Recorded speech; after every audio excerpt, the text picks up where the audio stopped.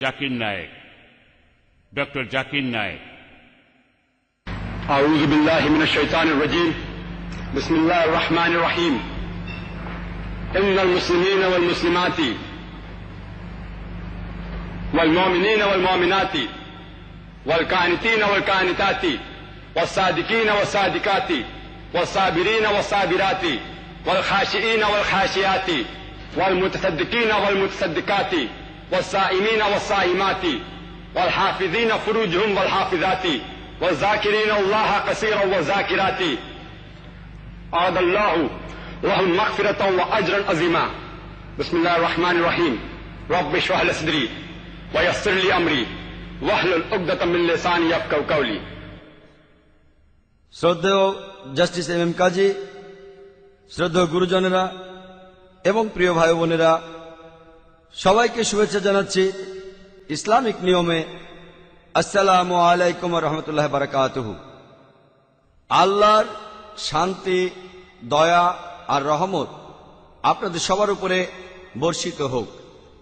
আজকের এই আলোচনার বিষয় হল ইসলাম ধর্মে নারীদের অধিকার আধুনিক নাকি সেকেলে।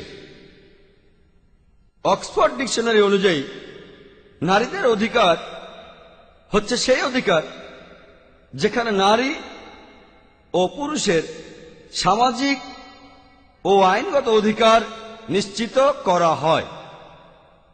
অক্সফোর্ড ডিকশনারি অনুযায়ী এই অধিকারগুলো হল নারীদের জন্য যেগুলো পুরুষের সমান। উদাহরণস্বরূপ বলা যেতে পারে ভোট দেওয়ার অধিকার, সম্পত্তি পাওয়ার অধিকার ইত্যাদি। মডার্নাইজিং এটার অক্সফোর্ড ডিকশনারি অনুযায়ী অর্থ আধুনিকায়ন, আধুনিক চাহিদা অনুযায়ী পরিবর্তন করা। ওয়েবস্টার ডিকশনারি অনুযায়ী কোনো কিছু আধুনিক করা মানে কোনো কিছুতে নতুন বৈশিষ্ট্য আরোপ করা। যেমন ধরুন, কারো আইডিয়াকে আধুনিক করা। এক কথায় মডার্নাইজিং একটা প্রক্রিয়া যেখানে বর্তমান পরিস্থিতিকে আরো উন্নত করার প্রচেষ্টা চালানো হয়। এটা দিয়ে বর্তমানের আধুনিক পরিস্থিতিকে বোঝানো হচ্ছে না। আমরা কি নিজেদের মডার্নাইজ করতে পারি? সব সমস্যার সমাধান করে আমরা মানুষরা কি নতুনভাবে জীবন শুরু করতে পারি?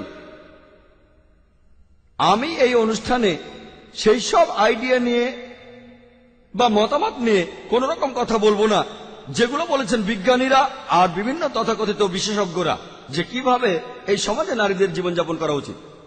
এখানে আমার মতামত আর বিভিন্ন বিবেচনার ভিত্তি হল বাস্তবতা, যেটাকে প্রমাণ করা যায় অভিজ্ঞতা দিয়ে। অভিজ্ঞতা আর কোন বিষয়ের উপর সামগ্রিক বিশ্লেষণের মাধ্যমে আমরা বাস্তব আর বিভিন্ন থিওরির মধ্যেকার পার্থক্যটা নির্ণয় করতে পারব। আমাদের চিন্তা ভাবনাকে তুলনা করতে হবে বাস্তবতার সাথে। তা না হলে হতে পারে আমাদের মন মানসিকতা বিপথে চলে যাবে। এটা সত্যি, একসময়ের জ্ঞানী লোকেরা বিশ্বাস করত যে এই পৃথিবী সমতল। যদি মেনে নেই ইসলামে নারীর অধিকার ঠিক সেই রকম যেভাবে পশ্চিমা মিডিয়া বলে, আমাদের কোনো দ্বিধা ছাড়াই মানতে হবে যে ইসলামে নারীর অধিকারের বিষয়টা সেকেলে। পশ্চিমারা যে নারী স্বাধীনতার কথা বলে সেটা আসলে আড়ালে নারীর শরীরকে শোষণ করে, সম্মানের অবমাননা করে আর আত্মাকে প্রবঞ্চিত করে। এই পশ্চিমা বিশ্ব যারা বলে ইসলামে নারীর অবস্থানকে উপরে তুলতে হবে, তারা আসলে নারীদের পরিণত করেছে উপপত্নীতে, রক্ষিতাতে, রংচঙ্গে প্রজাপতিতে। আর এই নারীরা আসলে পণ্য সামগ্রী বিভিন্ন সেক্স মার্কেটিয়ার আর ভোগবিলাসীদের কাছে, যারা লুকিয়ে থাকে আর্ট অ্যান্ড কালচারের রংচঙ্গে পর্দার পেছনে। ইসলাম ধর্মের বৈপ্লবিক বিভিন্ন আইন কানুন নারীদেরকে তাদের প্রাপ্য সম্মান আর মর্যাদা দিয়েছে সে সময়ের অজ্ঞানতার যুগে, 1400 বছর আগে। ইসলাম ধর্মের উদ্দেশ্য সবসময়ের জন্যই ছিল আমাদের চিন্তাকে আধুনিক করা। আমাদের জীবন, যা কিছু দেখি, যা কিছু শুনি, যা অনুভব করি, এগুলো আধুনিকায়নের পাশাপাশি সমাজের নারীর অধিকারকে নিশ্চিত করা এবং নারীকে সমাজের বিভিন্ন শৃঙ্খল থেকে মুক্ত করা। আজকের এই বিষয়ে কথা বলার আগে আমি আপনাদেরকে কয়েকটা বিষয় জানিয়ে দিতে চাই। বিষয়গুলো হচ্ছে, বর্তমানে পৃথিবীর প্রায় 5 ভাগের 1 ভাগ মানুষ ইসলাম ধর্মের অনুসারী। মুসলিমদের বিভিন্ন রকম গোত্র আছে, কেউ কেউ ইসলাম ধর্মের কাছাকাছি আর কেউ কেউ ইসলামের থেকে দূরে। ইসলাম ধর্মে নারীদের অধিকার, এটাকে আমরা দেখব মূল উৎসগুলোর উপর ভিত্তি করে। একজন মুসলিম বা মুসলিম সমাজের কাজ, আমরা এর বিচার করতে যাব না।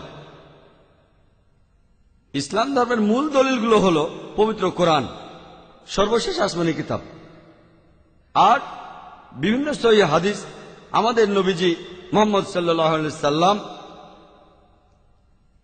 এবং বিভিন্ন দৃষ্টান্ত। কোরআন কখনোই নিজের সাথে পরস্পর বিরোধী হবে না, আর সহিহ হাদিসও পরস্পর বিরোধী হবে না। এমনকি এই দুটো বইয়ের কথা একে অন্যের সাথে পরস্পর বিরোধী হবে না। এরকমও হয় মাঝে মধ্যে বিশেষজ্ঞরা ভুল বোঝেন। বেশিরভাগ ক্ষেত্রেই এই ভুল ধারণা দূর করা যায় যদি শুধুমাত্র একটা আয়াতের বিশ্লেষণ না করে তার প্রসঙ্গটা বিশ্লেষণ করেন। কারণ কোরআনের একটি বিশেষ আয়াতে যদি আপনার মধ্যে কোনো দ্বিধা তৈরি হয়, প্রায় দেখা যায় আপনার প্রশ্নের উত্তরটা কোরআনের অন্য কোথাও আছে। কিছু মানুষ একটা আয়াতের কথা বলে, আগে পরের সবকিছু কথা বাদ দেয়। একেবারে শেষ পয়েন্টটা হলো, এটা প্রত্যেক মুসলিমের কর্তব্য, পুরুষ অথবা মহিলা সবারই উচিত আল্লাহর সন্তুষ্টির জন্য চেষ্টা করে যাও, পৃথিবীতে আল্লাহ ট্রাস্ট হিসেবে কাজ করে যাও, আর খ্যাতির পিছনে ছোটাছুটি করা ও আত্মকেন্দ্রিক কাজ থেকে বিরত থাকা। ইসলাম বিশ্বাস করে সাম্যবাদে নারী এবং পুরুষে, তবে এই সাম্যবাদ মানে অভিন্নতা নয়। ইসলাম ধর্মে পুরুষ এবং নারীর কাজ একে অন্যের পরিপূরক, পরস্পর বিরোধী নয়। অনেকটা অংশীদারি কারবারের মতো, এটা পরস্পর বিরোধী নয়। এতে আমরা উন্নতির দিকেই যাব। ইসলাম ধর্মে নারীর অধিকার, এটাকে আমি 6টা ভাগে ভাগ করেছি। প্রথমটা হচ্ছে আত্মিক অধিকার, দ্বিতীয়টা হচ্ছে অর্থনৈতিক অধিকার, তৃতীয়টা সামাজিক অধিকার, চতুর্থটা শিক্ষা গ্রহণের অধিকার, পঞ্চম আইনগত অধিকার, সর্বশেষ রাজনৈতিক অধিকার। আসুন দেখি ইসলাম ধর্মে নারীর আত্মিক অধিকারগুলো কি। ইসলাম ধর্ম সম্পর্কে পশ্চিমাদের সবচেয়ে বড় ভুল ধারণাটা হলো এই, তারা ভাবে যে ইসলামে বেহেশত শুধুমাত্র পুরুষদের জন্য, বেহেশত নারীদের জন্য কখনো নয়। এই ভুল ধারণার উত্তর দিতে গিয়ে বলা যায়, পবিত্র কোরআনে সূরা নিসার 124 নম্বর আয়াতে উল্লেখ করা হয়েছে যে ومن يعمل من الصالحات من ذكر أو أنثى وهو مؤمن فأولئك يدخلون الجنة ولا يظلمون نقيرا। যার অর্থ, তোমাদের মধ্যে কেউ যদি কোনো সৎ কাজ করে, হোক সে পুরুষ বা নারী, সে যদি মুমিন হয় তাহলে সে অবশ্যই জান্নাতে প্রবেশ করবে এবং তার প্রতি অনুপরিমাণও জুলুম করা হবে না। একই ধরনের কথা বলা হয়েছে পবিত্র কোরআনের সূরা নাহলের, সেখানে 97 নম্বর আয়াতে উল্লেখ করা হয়েছে, যদি তোমাদের মধ্যে কেউ সৎ কাজ করে, হোক সে পুরুষ বা নারী, সে যদি মুমিন হয়, আমি তাহলে তাকে পবিত্র জীবন দান করব এবং তাদের কাজের জন্য শ্রেষ্ঠ পুরস্কার দান করব। এর কারণ, ইসলাম ধর্মে বেহেশতে যাওয়ার জন্য আপনার লিঙ্গ গুরুত্বপূর্ণ নয়। ইসলামে নারীদের এই অধিকারকে আপনি কি বলবেন? এটা কি আধুনিক নাকি সেকেলে? ইসলাম সম্পর্কে আরেকটা ভুল ধারণা, যেটা পশ্চিমা মিডিয়া বলে, যে নারীদের আত্মা বলে কিছু নেই। সত্যি বলতে এটা 17শ শতাব্দীর ঘটনা। বর্তমান ইটালির রোমে জ্ঞানী লোকদের একটা সভা হয়েছিল, সেখানে তারা সবাই একমত হয়েছিলেন যে নারীদের কোনো আত্মা নেই। ইসলাম ধর্মে পুরুষ এবং নারীর আত্মার প্রকৃতি একই রকম। এটাই তেলাওয়াত করেছিলেন আমাদের তরুণ কারি ভাই আশরাফ মোহাম্মদী, তিনি তেলাওয়াত করেছিলেন। পবিত্র কোরআনে সূরা নিসার 1 নম্বর আয়াত বলা হয়েছে, ইয়া আইয়ুহান নাস ইত্তাকু রাব্বাকুম আল্লাযী খালাকাকুম মিন নাফসিন ওয়াহিদাতিন খালাকা মিনহা যাওজাহা। যার অর্থ হচ্ছে, হে মানুষ জাতি, তোমরা তোমাদের প্রতিপালককে ভয় করো, যিনি তোমাদের সৃষ্টি করেছেন এক ব্যক্তি হতে, আর যিনি তা হতে সৃষ্টি করেছেন তার স্ত্রী। একই ধরনের কথা আছে সূরা নাহালের 72 নম্বর আয়াতে উল্লেখ করা হয়েছে। বলা হয়েছে, আল্লাহ তোমাদের মধ্য থেকে সৃষ্টি করেছেন তোমাদের জোড়া তোমাদের মতো করেই। এরপরে সূরা শুরার 11 নম্বর আয়াতে উল্লেখ করা হয়েছে, ফাতির সামাওয়াতি ওয়াল আরদ জাআলা লাকুম মিন আনফুসিকুম আজওয়াজা। আল্লাহ তাআলা এই আকাশমণ্ডলী ও পৃথিবীর সৃষ্টিকর্তা, যিনি তোমাদের জোড়া সৃষ্টি করেছেন তোমাদের মধ্য থেকেই। তাহলে ইসলাম ধর্ম অনুযায়ী পুরুষ এবং নারীর আত্মার প্রকৃতি একই। এখন ইসলাম ধর্মের এই আইনকে কি আধুনিক বলবেন নাকি সেকেলে বলবেন? কোরআনে স্পষ্টভাবে বলা হয়েছে যে আল্লাহ সুবহানাহু ওয়া তাআলা মানুষের মধ্যে তার পক্ষ থেকে রূহ সঞ্চার করেছেন। পবিত্র কোরআনে সূরা হিজরের 29 নম্বর আয়াতে উল্লেখ করা হয়েছে, যখন আমি তাকে বানাবো সুঠামভাবে এবং সমান অনুপাতে, আর যখন আমার পক্ষ হতে রূহ সঞ্চার করব, তোমরা তার প্রতি সিজদা অবনত হও। এই ধরনের কথা আছে পবিত্র কোরআনে সূরা সাজদার 9 নম্বর আয়াতে উল্লেখ করা হয়েছে। বলা হয়েছে, সুম্মা সাওয়াহু ওয়া নাফাখা ফিহি মিন রূহিহি। অর্থাৎ পরে তিনি উহাকে সুঠাম করলেন এবং তিনি উহাতে ফু দিয়েছেন তার রূহের কেউ অংশ হতে। এখানে যখন আল্লাহ সুবহানাহু ওয়া তাআলা বলছেন যে তার রূহের কিছু অংশ মানুষ জাতির মধ্যে দেয়া হয়েছে, এর মানে এখানে কোনো অবতার বা প্যান্থাইজমের কথা বলা হচ্ছে না। বলা হচ্ছে যে আল্লাহ তিনি মানুষের মধ্যেই দিয়েছেন তার বিভিন্ন আদেশ এবং তার বিভিন্ন জ্ঞান, যাতে আমরা তার কাছে যেতে পারি। এখানে বলা হয়েছে আদম আলাইহিস সালাম এবং বিবি হাওয়ার কথা, তাদের দুজনকে আল্লাহ সুবহানাহু ওয়া তাআলা তার রূহের কিছু অংশ দিয়েছিলেন। আমরা কোরআন পড়লে দেখব যে আল্লাহ মানুষ জাতিকে বানিয়েছেন তার প্রতিনিধি, তার ট্রাস্টি। আর পবিত্র কোরআনে সূরা ইসরার 70 নম্বর আয়াতে উল্লেখ করা হয়েছে, বলা হয়েছে, ওয়ালাকাদ কাররামনা বনি আদমা। অর্থাৎ আমি তো আদম সন্তানদের মর্যাদা দান করেছি এবং অনেকের উপরে শ্রেষ্ঠত্ব দান করেছি।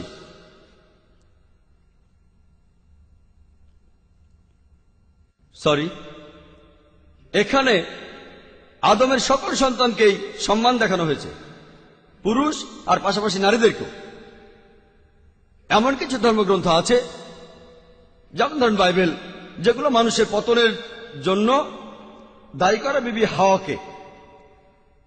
সত্যি বলতে যদি কোরআন পড়েন, সূরা আরাফের 19 নম্বর আয়াত থেকে 27 নম্বর আয়াতে উল্লেখ করা হয়েছে, এখানে আদম আলাইহিস সালাম এবং বিবি হাওয়ার কথা বলা হয়েছে 1 ডজনেরও বেশিবার।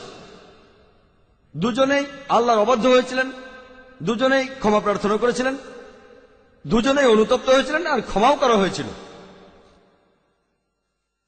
পবিত্র বাইবেলে বুক অব জেনেসিসের 3 নম্বর অধ্যায়ে মানুষ জাতির এই অধঃপতনের জন্য দায়ী হলেন শুধুমাত্র বিবি হাওয়া বা ঈভ। আর খ্রিস্টান ধর্মে পাপের উৎস সম্পর্কে বলা হয় শুধুমাত্র ঈভ বা বিবি হাওয়ার কারণে পুরো মানুষ জাতি পাপী হয়ে জন্মায়। আর পবিত্র বাইবেলে বুক অব জেনেসিসের 3 নম্বর অধ্যায়ের 16 অনুচ্ছেদে বলা হয়েছে যে পবিত্র বাইবেলের ঈশ্বর তিনি বলেছেন, নারীরা তোমরা শাস্তি হিসেবে গর্ভধারণ করবে এবং তোমরা প্রসব যন্ত্রণা ভোগ করবে এবং তোমাদের স্বামীর ইচ্ছাই হবে তোমাদের ইচ্ছা, সেই তোমাকে শাসন করবে। তার মানে গর্ভধারণ বা সন্তান প্রসব পবিত্র বাইবেলের কথা অনুযায়ী এগুলো নারীদের ছোট করে, আর প্রসব যন্ত্রণা এটা এক ধরনের শাস্তি। সত্যি বলতে আপনারা যদি কোরআন পড়েন গর্ভধারণ আর সন্তান প্রসব নারীদের সম্মান বাড়িয়ে দিয়েছে। যদি সূরা নিসা পড়েন, সেখানে 1 নম্বর আয়াতে উল্লেখ করা আছে, তোমার মায়ের গর্ভকে সম্মান করো। পবিত্র কোরআনের সূরা লুকমানের 14 নম্বর আয়াতে উল্লেখ করা হয়েছে, বলা হয়েছে, وَسَيَّرْنَا الْإِنسَانَ بِوَالِدَيْنِ إِحْسَانًا। আমি মানুষকে তার বাবা মায়ের সঙ্গে সদাচরণের নির্দেশ দিয়েছি। কষ্টের পর কষ্ট বরণ করে মা সন্তানকে গর্ভে ধারণ করে এবং দুধ ছাড়ানো হয় 2 বছর বয়সে। একই ধরনের কথা আছে সূরা আহকাফে 15 নম্বর আয়াতে উল্লেখ করা হয়েছে, রিপিট হয়েছে, وَسَيَّرْنَا الْإِنسَانَ بِوَالِدَيْهِ إِحْسَانًا। আমি মানুষকে তার বাবা মার সাথে সদ্ব্যবহারের নির্দেশ দিয়েছি, সদাচরণের নির্দেশ দিয়েছি। কষ্টের সাথে তার মা তাকে গর্ভে ধারণ করে আর কষ্টের সাথে সেই সন্তান প্রসব করে। কোরআন অনুযায়ী গর্ভধারণ নারীদের সম্মান বাড়িয়ে দিয়েছে, তাদেরকে ছোট করেনি। তাহলে ইসলাম ধর্মে গর্ভধারণ নারীকে আরো বেশি সম্মানিত করে। এখন একে কি আপনি আধুনিক বলবেন নাকি সেকেলে বলবেন? আল্লাহ সুবহানাহু ওয়া তাআলা আমাদের যেটা দিয়ে বিচার করবেন সেটা হলো তাকওয়া, আল্লাহকে মেনে চলা, ন্যায়নিষ্ঠা। পবিত্র কোরআনে সূরা হুজুরাতের 13 নম্বর আয়াতে উল্লেখ করা হয়েছে, হে মানুষ জাতি, আমি তোমাদের সৃষ্টি করেছি একজন পুরুষ ও একজন নারী হতে। পরে তোমাদের বিভক্ত করেছি বিভিন্ন জাতি ও গোত্রে, যাতে তোমরা অন্যের সাথে পরিচিত হতে পারো। এজন্য না যে তোমরা একে অপরকে ঘৃণা করবে। আর তোমাদের মধ্যে আল্লাহর কাছে সেই ব্যক্তি মর্যাদা সম্পন্ন যে অধিক মুত্তাকি। লিঙ্গ, বর্ণ, গোত্র, সম্পদ এগুলো দিয়ে বিচার করা হয় না ইসলামে। একমাত্র বিচারের মাপকাঠি আল্লাহ সুবহানাহু ওয়া তাআলার কাছে হলো তাকওয়া। লিঙ্গের মাধ্যমে বিচার করে আল্লাহ সুবহানাহু ওয়া তাআলা কাউকে পুরস্কার বা শাস্তি দেন না। পবিত্র কোরআনে সূরা ইমরানের 195 নম্বর আয়াতে উল্লেখ করা হয়েছে যে, আমি তোমাদের মধ্যে কর্মনিষ্ঠ কারো কাজকে বিফল করি না, হোক সে পুরুষ বা নারী, তোমাদের প্রত্যেককেই একে অপরের অংশ। আমি আমার লেকচারের শুরুতে পবিত্র কোরআনের একটা আয়াতের উদ্ধৃতি দিয়েছিলাম। সূরা আহজাবের 35 নম্বর আয়াতে উল্লেখ করা হয়েছে, বলা হয়েছে, অবশ্য আত্মসমর্পণকারী পুরুষ ও আত্মসমর্পণকারী নারী, মুমিন পুরুষ এবং মুমিন নারী, ধার্মিক পুরুষ এবং ধার্মিক নারী, ধৈর্যশীল পুরুষ এবং ধৈর্যশীল নারী, দানশীল পুরুষ এবং দানশীল নারী, সাওম পালনকারী পুরুষ এবং সাওম পালনকারী নারী, পুরুষ এবং নারী যারা লজ্জাস্থানের হেফাজত করে, পুরুষ এবং নারী যারা অধিক পরিমাণে আল্লাহ সুবহানাহু ওয়া তাআলাকে স্মরণ করে। তাদের জন্য আল্লাহ তাআলা রেখেছেন ক্ষমা এবং মহাপ্রতিদান। কোরআনের এই আয়াত এই কথাই বলছে যে আমাদের আত্মিক কর্তব্য, বিভিন্ন নৈতিক কর্তব্য ইসলাম অনুযায়ী পুরুষ এবং নারীর জন্য সমান। দুজনকে বিশ্বাস আনতে হবে, সালাত আদায় করতে হবে, রোজা রাখতে হবে, গরিবদের যাকাত দিতে হবে, ইত্যাদি ইত্যাদি। কিন্তু ইসলামে নারীদের বেশ কিছু সুবিধাও দেওয়া হয়েছে। যদি কোন নারীর মাসিক রজস্রাব হয় বা গর্ভধারণ হয়, তাহলে তার রোজা রাখতে হবে না। সেই রোজা রাখতে পারে পরে কোনো সময়ে যখন স্বাস্থ্য ভালো থাকবে। এছাড়াও রজস্রাবের সময় আর সন্তান প্রসবের পরবর্তী সময়ে তার সালা আদায়ের প্রয়োজন নেই। নারীদেরকে এই সুবিধা দেওয়া হয়েছে। এছাড়াও তাকে এগুলো পরবর্তীতে পূরণ করতে হবে না। তাহলে ইসলাম ধর্মে পুরুষ এবং নারীর নৈতিক দায়িত্ব একেবারে সমান। এখন এই আইনকে আপনি কি বলবেন, আধুনিক নাকি সেকেলে? আসলে এবার দেখি নারীর অর্থনৈতিক অধিকার। ইসলাম নারীর অর্থনৈতিক অধিকার দিয়েছে পশ্চিমা পৃথিবীর চাইতে 1300 বছর আগে। প্রাপ্তবয়স্ক মুসলিম নারীর অধিকার আছে সম্পদের মালিক হওয়ার, আর অন্য কারো উপদেশ না নিয়ে সেই সম্পত্তি বিক্রি বা দান করার। সেই নারী হতে পারে বিবাহিত বা অবিবাহিত। 1870 সালে পশ্চিমা বিশ্বে প্রথমবারের মতো ইংল্যান্ডে বিবাহিত মহিলাদের সম্পদের মালিক হওয়ার অধিকার দেওয়া হয়। একজন বিবাহিত মহিলা অন্য কারো উপদেশ না নিয়েই তার নিজের জন্য সম্পত্তি কিনতে পারে বা বিক্রি করতে পারে।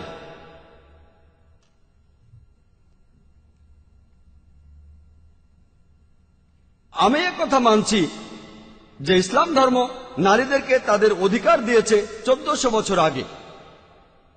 এগুলো খুবই প্রাচীন আইন, কিন্তু এখন প্রশ্ন হলো এটা কি আধুনিক না সেকেলে? ইসলামে কোন নারী কোন কাজ করতে চাইলে সে করতে পারে, আর পবিত্র কোরআনে এমন কথা নেই আর সহিহ হাদিসেও নেই যেখানে নারীদের কোনো কাজে বাধা দেয়া হচ্ছে অথবা নিষেধ করা হচ্ছে যদি না সেই কাজটা নিষিদ্ধ হয়ে থাকে, যদি না সেই কাজটা ইসলামিক শরিয়ার বিপক্ষে যায়, যদি সেই নারী ইসলামিক নিয়মে পোশাক না পরে।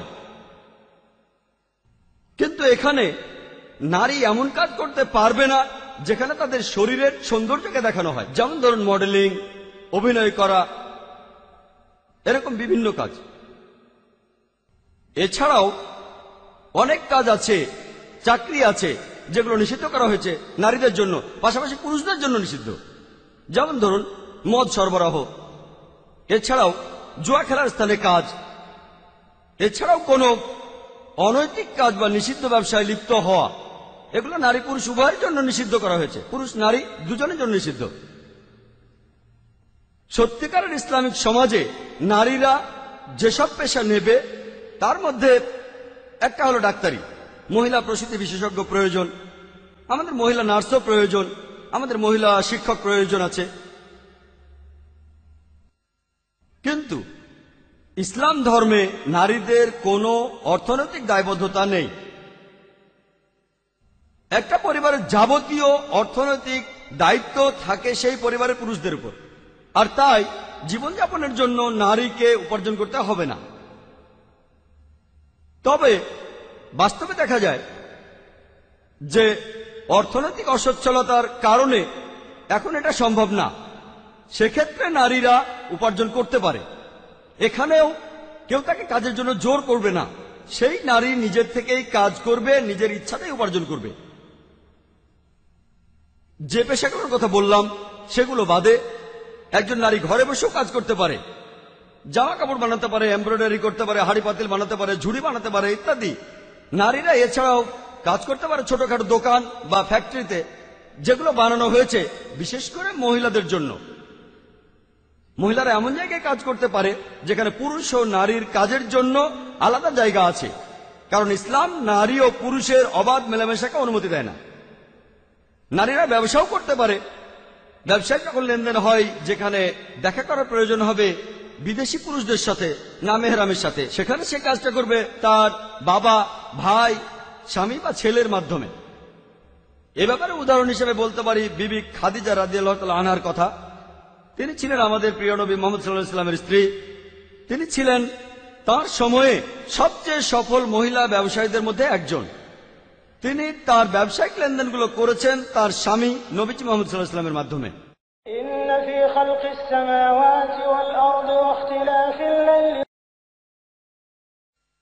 ইসলামে নারীদের জন্য পুরুষদের তুলনায় অনেক বেশি অর্থনৈতিক অধিকার নিশ্চিত করা হয়েছে। আমি আগেও বলেছিলাম যে অর্থনৈতিক দায়গুলো নারীর কাঁধে চাপানো হয়নি।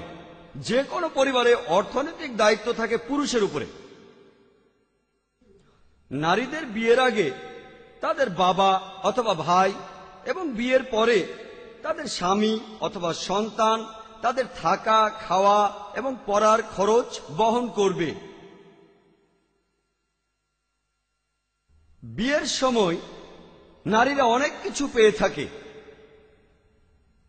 তারা তখন পায় উপহার।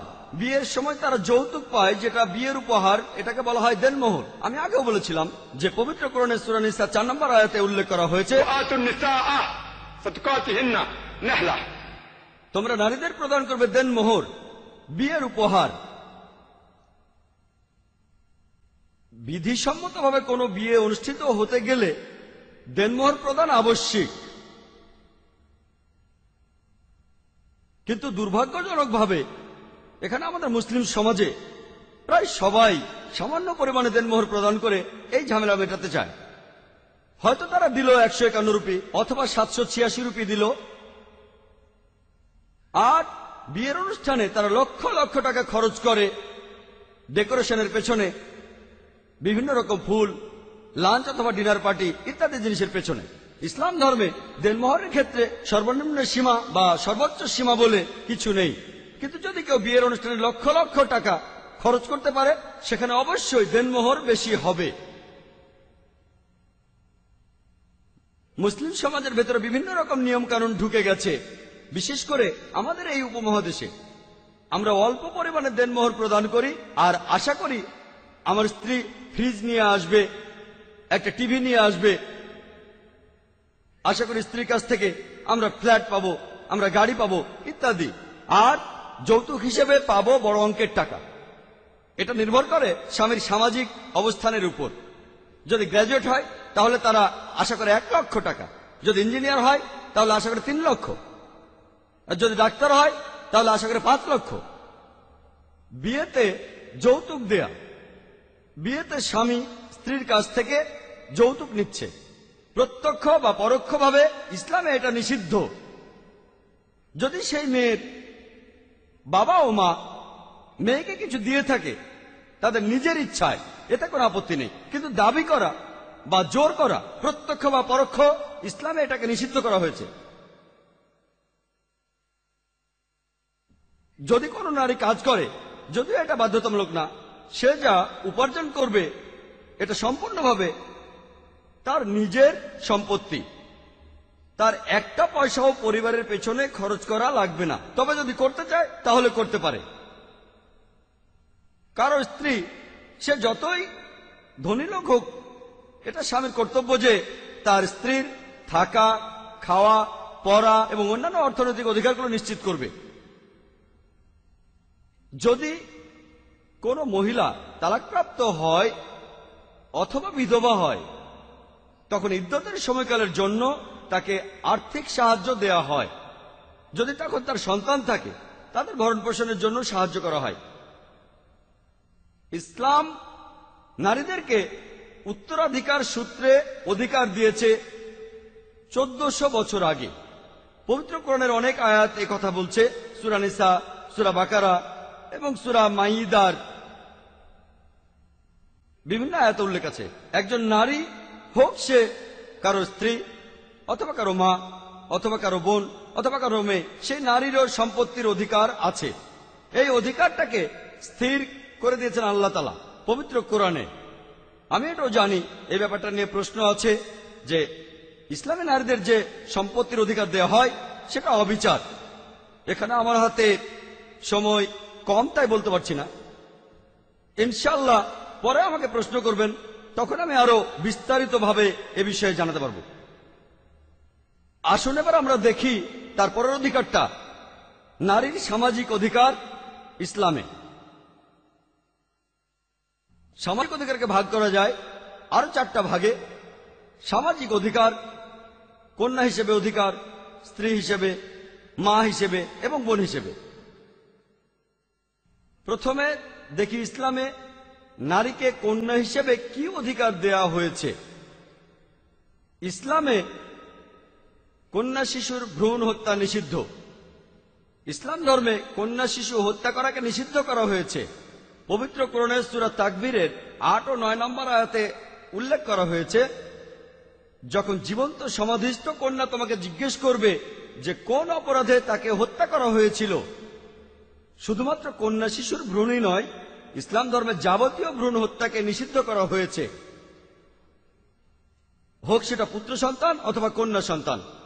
আর পবিত্র কোরআনে সূরা আনামের 151 নম্বর আয়াতে উল্লেখ করা হয়েছে যে দারিদ্র্যের ভয়ে তোমরা সন্তানকে হত্যা করবে না, কারণ আল্লাহ তোমাদেরকে রিজিক দিয়ে থাকেন এবং তোমার সন্তানদেরকেও। এছাড়াও পবিত্র কোরআনে সূরা ইসরার 31 নম্বর আয়াতে উল্লেখ করা হয়েছে, বলা হয়েছে তোমাদের সন্তানদের দারিদ্র্যের ভয়ে হত্যা করো না, কারণ আল্লাহ তোমাদের রিজিক দিয়ে থাকেন এবং তোমাদের সন্তানদেরকেও। নিশ্চয়ই সন্তান হত্যা করা একটা মহাপাপ। ইসলাম পূর্ববর্তী আরবে যখনই কন্যা সন্তান জন্মাতো প্রায় জীবন্ত পুঁতে ফেলা হতো। আলহামদুলিল্লাহ, আরবে ইসলাম প্রচারের পর এই অশুভ চর্চাটি একেবারে বন্ধ হয়ে যায়। তবে দুর্ভাগ্যের কথা, এই চর্চাটি এখনো রয়ে গেছে আমাদের দেশ ইন্ডিয়ায়। বিবিসির একটা রিপোর্ট অনুযায়ী টিভিতে একটা অনুষ্ঠানটার নাম ছিল লেট হার ডাই। সেখানে একজন ব্রিটিশ রিপোর্টার, যার নাম এমিলি বেকানন, যিনি সে ব্রিটিশ থেকে এসেছিলেন, আমাদের দেশে একটা পরিসংখ্যান নিয়ে নবজাত কন্যা শিশুর হত্যার উপরে অনুষ্ঠানটা দেখানো হয়েছিল প্রায় 1 বছর আগে স্টার টিভিতে। আর আলহামদুলিল্লাহ, অনুষ্ঠানটা প্রতি মাসে দেখানো হয়। এই কয়েকদিন আগেও সেটা আবার দেখানো হয়েছিল। আর সেই অনুষ্ঠানে পরিসংখ্যানটা বলা হয়েছিল প্রত্যেক দিন 3000-এর বেশি মহিলার গর্ভপাত ঘটানো হয় যখন তারা জানতে পারে সন্তানটি মেয়ে। আপনি যদি এটা থেকে 1 বছরের হিসেব চান, 365 দিয়ে গুণ করুন, তাহলে আপনি দেখবেন যে 10 লাখেরও বেশি মহিলার গর্ভপাত ঘটানো হয় প্রত্যেক বছর আমাদের দেশে। আপনারা বিলবোর্ড দেখবেন আর পোস্টার দেখবেন, এগুলো তামিলনাড়ু আর রাজস্থানে দেখবেন বলা হচ্ছে spend 500 rupees and save 5 lakh rupees. এর অর্থটা কি? আপনি 500 রুপি খরচ করেন ডাক্তারি পরীক্ষার পেছনে, যেমন অ্যামিনোসেন্টেন্টাস বা আল্ট্রাসোনোগ্রাফি, আর এভাবে সন্তানটা ছেলে না মেয়ে জেনে নিন। সন্তানটা মেয়ে হলে গর্ভপাত ঘটাতে পারেন, আর এভাবে বাঁচাবেন 5 লক্ষ রুপি। কিভাবে? মেয়েটাকে বড় করতে হলে টাকা খরচ হবে, তারপর তার বিয়ের সময় আরো টাকা খরচ হবে, যৌতুক দেবেন। তামিলনাড়ু প্রদেশের সরকারি হাসপাতালের রিপোর্ট অনুযায়ী কন্যা শিশু জন্মানোর পর প্রতি 10 জনের মধ্যে 4 জনকে হত্যা করা হয়। আর এজন্যই ইন্ডিয়াতে নারীদের সংখ্যা পুরুষের চাইতে অনেক কম। নবজাত কন্যা শিশু হত্যা করা হচ্ছে ইন্ডিয়াতে কয়েকশো বছর ধরে। যদি পরিসংখ্যান দেখেন, 1901 সালের আদমশুমারিতে প্রতি 1000 জন পুরুষের বিপরীতে সে সময় ইন্ডিয়ায় নারীর সংখ্যা ছিল 972 জন। আর 1981 সালের পরিসংখ্যান অনুযায়ী আদমশুমারি, সেখানে বলা হচ্ছে যে প্রতি 1000 জন পুরুষের বিপরীতে ইন্ডিয়ার নারীর সংখ্যা 934 জন। আর 1991 সালের আদমশুমারি আমাদের বলছে প্রতি 1000 জন পুরুষের বিপরীতে ইন্ডিয়ায় নারীর সংখ্যা 927 জন। তাহলে দেখতে পাচ্ছেন ইন্ডিয়ায় নারীর সংখ্যা দিন দিন কমে যাচ্ছে। আর এখন বিজ্ঞান আর চিকিৎসা উন্নত হয়েছে, এতে করে অশুভ চর্চাটি সুবিধা হয়েছে। এখন ইসলাম আমাদেরকে বলছে যে তোমরা তোমাদের সন্তানকে হত্যা করো না, হোক সে ছেলে অথবা মেয়ে। তাহলে ইসলামের এই নিয়মকে কি বলবেন? আধুনিক নাকি সেকেলে? ইসলাম শুধুমাত্র সন্তান হত্যাকে নিষিদ্ধ করছে না, এটাও নিষিদ্ধ করছে আর তিরস্কারও করা হয়েছে যে ছেলে সন্তানের জন্ম হলে আনন্দ করা আর মেয়ে সন্তানের জন্ম হলে সেটা নিয়ে দুঃখিত হওয়াকে। আর পবিত্র কোরআনে সূরা নাহলের 58-59 নম্বর আয়াতে উল্লেখ করা হয়েছে, এখানে বলা হয়েছে যখন তাদের কাউকে কন্যা সন্তানের সুসংবাদ দেওয়া হয় তখন তার মুখ কালো হয়ে যায়, সে তখন মনে খুব কষ্ট পায়। তাকে যে সুসংবাদ দেওয়া হয়েছে তার গ্লানির কারণে সে নিজ সম্প্রদায় হতে আত্মগোপন করে। সে চিন্তা করে কন্যা সন্তানকে কি রেখে দেবে নাকি মাটিতে পুঁতে ফেলবে। সাবধান, তাদের সিদ্ধান্ত কত নিকৃষ্ট। কোরআন শুধুমাত্র কন্যা শিশু হত্যাকে নিষিদ্ধ করছে না। আপনি যদি ছেলে হলে আনন্দ করেন, অন্যদিকে আপনার যদি মেয়ে সন্তান হয় তাহলে দুঃখ পান, এটাকেও কোরআন তিরস্কার করছে। ইসলামে কন্যা সন্তানকে বড় করতে হবে সঠিকভাবে। আর আহমেদের একটি হাদিস বলছে, নবীজি সাল্লাল্লাহু আলাইহি সাল্লাম তিনি বলেছেন, তোমাদের মধ্যে যে ব্যক্তি দুইজন কন্যাকে সঠিকভাবে বড় করবে তারা কিয়ামতের দিন যখন বিচার করা হবে সেদিন মুহাম্মদ সাল্লাল্লাহু আলাইহি সাল্লামের কাছাকাছি